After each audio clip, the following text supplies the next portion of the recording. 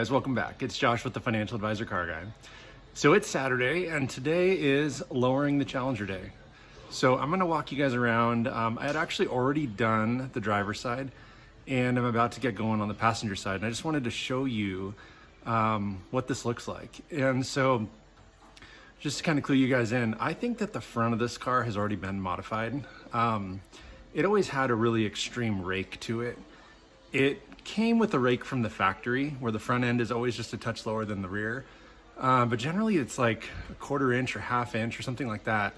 It's not super over exaggerated. And my car always was. So what I told my wife and told my daughter, who thinks this is gonna be eventually her car, is that basically I'm just gonna lower the rear and kind of even the car out. And so I started on the driver's side and I'm super pleased with the results.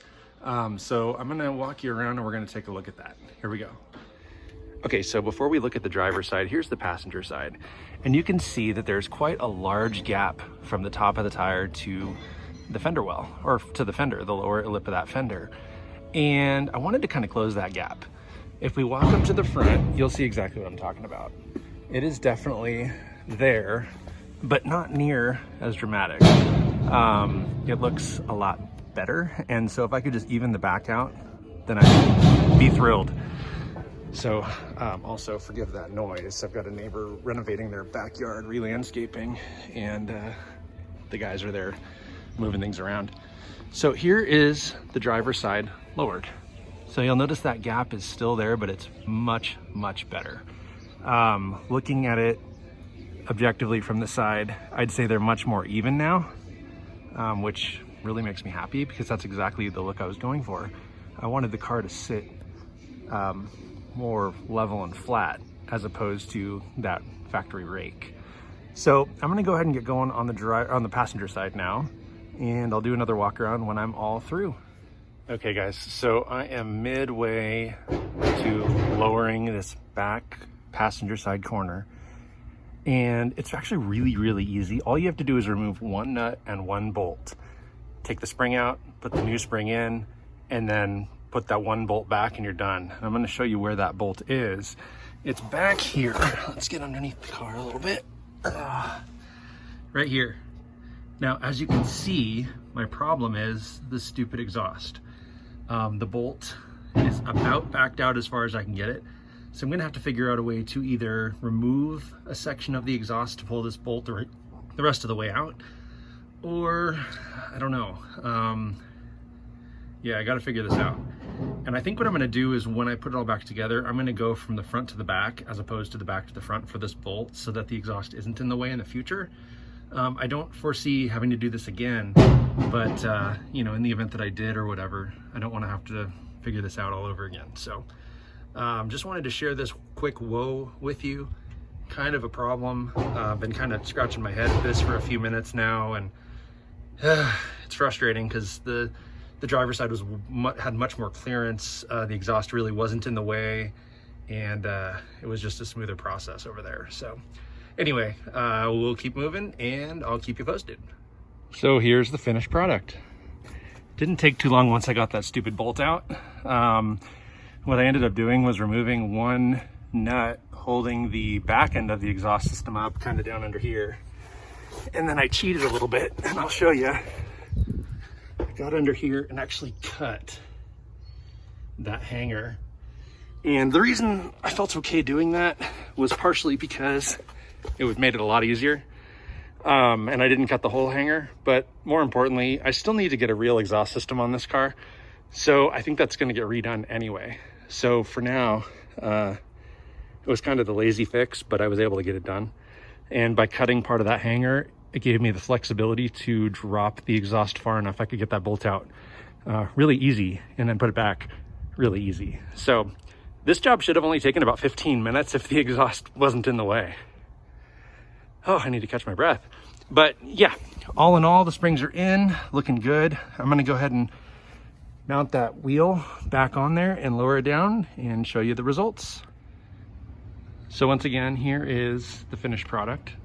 Yeah, I'm really pleased with how it turned out. It did lower the back 1.5 inches. It used to sit 31.5 inches high from the ground to the bottom of the wheel well, or above the tire in the wheel well. And now it sits exactly 30. This passenger side sits about 1/8 of an inch higher. So I'm hoping it just needs to settle in. I'm wondering if the driver's side settled overnight, or just even driving it, backing it out and moving it around to do the other side. Could have been enough to just settle that one spring in. So I'm gonna take it for a drive and see how it goes. But other than that, I really like the look of the car sitting more level. I may lower the front end at some point, but the springs that I bought were supposed to lower the car 1.5 inches all the way around. And my concern is if I lower the front another 1.5 inches, it's gonna be too low, like too low. It's maybe 1/2 inch to 1 inch higher than where I'd love to have it. But once again, I just, 1.5 inches is a lot. Plus with that lower lip, I already almost hit curbs and things like that. So I might not, we'll see. I'm not gonna say I won't, but for now, I'm pretty happy with where it's sitting. And then the next project is to paint those fender flares and get those put on. I'm gonna run 2-inch wheel spacers temporarily. The actual goal is to find some correctly backspaced, some sort of wheel replacement for these.